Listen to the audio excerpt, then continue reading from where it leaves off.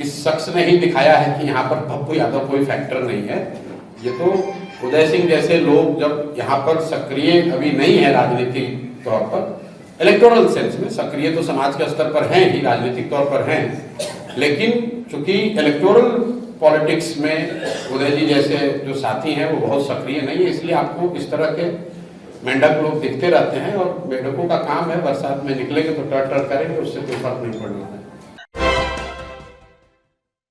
नमस्कार, आप देख रहे हैं सिटी पोस्ट लाइव और आपके साथ मैं हूं अंजलि राव। बिहार में आगामी विधानसभा चुनाव की हलचल तेज हो गई और जनसुराज के सूत्रधार और चुनावी रणनीतिकार प्रशांत किशोर इन दिनों राज्य के विभिन्न हिस्सों में दौरे कर रहे हैं। वहीं आज उन्होंने पूर्णिया और अररिया में अपनी उद्घोष यात्रा के तहत प्रेस कॉन्फ्रेंस में कई महत्वपूर्ण बयान दिए, लेकिन उसमें से सबसे चर्चित बयान आपको बता दें कि पूर्णिया में प्रेस कॉन्फ्रेंस के दौरान प्रशांत किशोर ने सांसद पप्पू यादव पर तीखा हमला करते हुए उन्हें बरसाती मेंढक बताया। आपको बता दें, प्रशांत किशोर ने कहा कि पप्पू यादव का काम सिर्फ बारिश के मौसम में बाहर निकलना और टर्राना है। इसी के साथ साथ वो कोई फैक्टर नहीं है, इसीलिए जीते क्योंकि उदय सिंह चुनावी राजनीति में ज्यादा सक्रिय नहीं थे। वही इसी के साथ साथ प्रशांत किशोर का यह बयान पप्पू यादव के लिए सीधी चुनौती है, जिनकी राजनीतिक सक्रियता और उनकी क्षेत्रीय पहचान को लेकर विवादों का दौर चलता रहा है। वही आपको बता दें, पप्पू यादव पर टिप्पणी करते हुए प्रशांत किशोर ने कहा कि पप्पू यादव की कोई खास राजनीतिक पहचान नहीं है, उनका काम सिर्फ चुनावी समय में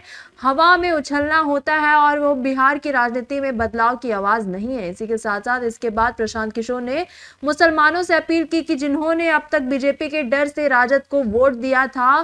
किशोर ने कहा कि राजद 38% वोटों की बात कर रहा है, लेकिन जनसुराज 60% बिहार के लोगों की बात कर रहा है और हम ऐसे विकल्प का निर्माण कर रहे हैं जो सभी वर्गों और समुदाय के लिए सही हो। इसी के साथ साथ मुसलमानों को अब ये समझना होगा कि बीजेपी के डर से वे राजद को वोट देते आ रहे हैं, लेकिन अब उनके पास जनसुराज के रूप में एक बेहतर और सशक्त विकल्प है, ऐसा प्रशांत किशोर ने कहा। इसी के साथ साथ आपको बता दें, प्रशांत किशोर ने बिहार की लगभग 60% जनता अब बदलाव चाहती है ये भी कहा और बदलाव को लेकर वो जदयू पर हमलावर होते हुए भी नजर आते हैं। क्या कुछ कहते नजर आ रहे हैं यहाँ पर अपने प्रेस कॉन्फ्रेंस में प्रशांत किशोर, आप उनका बयान सुने। सर, आरजेडी 38% मतदाता की बात कहती है कि उसके 38% की मतदाता उसके साथ, तो जनसुराज के साथ कितने प्रतिशत मतदाता जाएंगे? जनसुराज के साथ बिहार का हर वो मतदाता, आपने ठीक कहा कि आरजेडी 38% मतदाताओं की बात कर रहा है, जनसुराज 100% बिहारियों की बात कर रहा है। उसमें वो 38% भी शामिल है जो उनके समझ से, आपकी समझ से आरजेडी का समर्थक है। हम लोग किसी जाति, समुदाय, संप्रदाय विशेष क्षेत्र की राजनीति नहीं करते हैं, हर उस बिहारी की राजनीति कर रहे हैं जो बिहार में परिवर्तन चाहता है, हर उस बिहारी की बात कर रहे हैं जो पिछले 30-35 साल से बिहार में विकल्प न होने की वजह से कहीं ना कहीं अपने मन में कूड़ता रहा है, दूसरे राज्यों की तरक्की को देखकर अफसोस करता रहा है कि काश ऐसा होता कि बिहार में भी कोई दल होता, बिहार में भी विकल्प होता जहां हम लोग भी विकास की बात करते।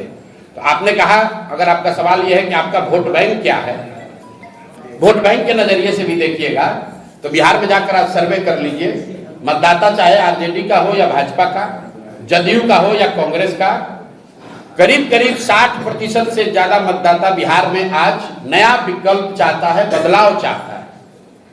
वो जरूरी नहीं है कि वो जनसुराज चाहता है, ये मैं मान रहा हूं, लेकिन 60% से ज्यादा लोग बिहार में बदलाव चाहते हैं। तो जनसुराज का वोट बैंक वही 60% मतदाता है जो बिहार में अब बदलाव चाहता है।